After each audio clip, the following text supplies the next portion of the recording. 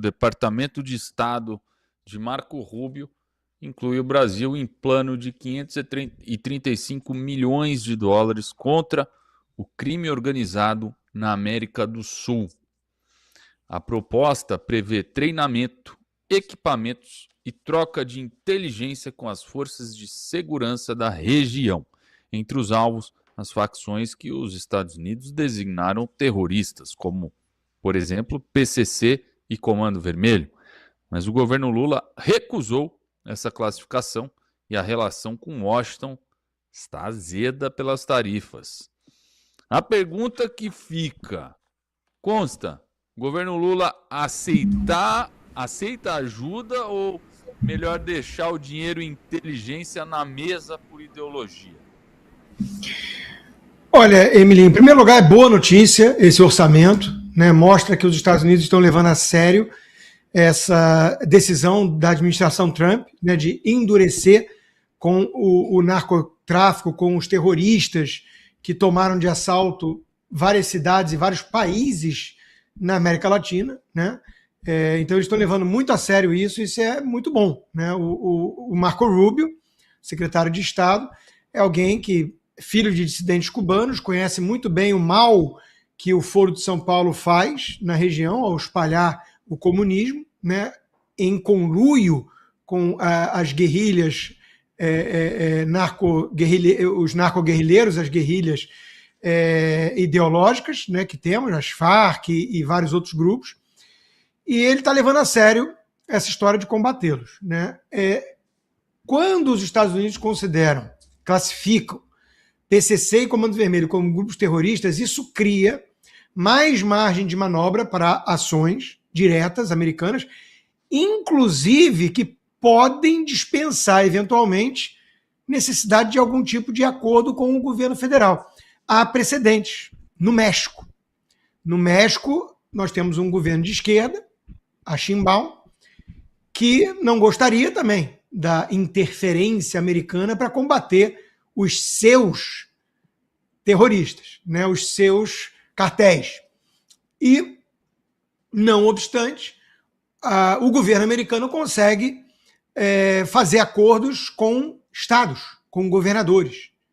Então, isso é algo que a gente pode começar a ver no Brasil também, né? A gente pode começar a ver alguns acordos diretos, porque a gente sabe que, principalmente do Sudeste para baixo, né, nós temos outra pegada. Nós temos ali governadores que são muito mais comprometidos com o combate ao crime organizado, mas eles não controlam fronteiras, eles não controlam um monte de coisa que é o governo federal que tem a responsabilidade, que acaba colaborando de alguma forma para o avanço dessas facções, né? Então, além disso, teremos treinamento, teremos provavelmente armas, teremos troca de inteligência. Era uma grande preocupação que o Lincoln Gaquia tinha, alguém que conhece a fundo, né, o PCC. Ele não estava muito feliz com essa decisão americana, porque ele achava que o FBI e o DEA trocam mais informação com as nossas polícias e a CIA e os militares são mais sigilosos, né?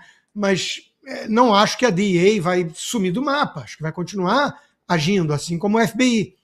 E agora tem o auxílio das Forças Armadas e da CIA, né? E isso pode ser enriquecedor, sim, no fornecimento de informações para combater essas facções. Então, eu só vejo ganhos. Eu realmente só vejo ganhos.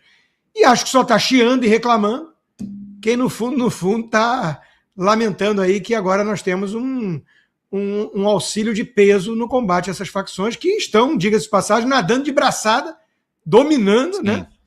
Sim. Há muitos anos aí o país. Olha, é impressionante o nível de sofisticação, meu querido Eli Cohen, o nível de sofisticação que essas facções se encontram, né? Você sabe que, para mim, esse pessoal da esquerda, e eu quero deixar bem claro, que realmente eu falo com desprezo, porque a esquerda, ela não me atinge, ela atinge o povo mais sofrido. Ou seja, vamos deixar bem claro. Eu não sei se eu sou de esquerda ou de direita. Eu já morei, por exemplo, na Espanha, era um governo de esquerda, foi muito bom. O problema é que aqui no Brasil, esses partidos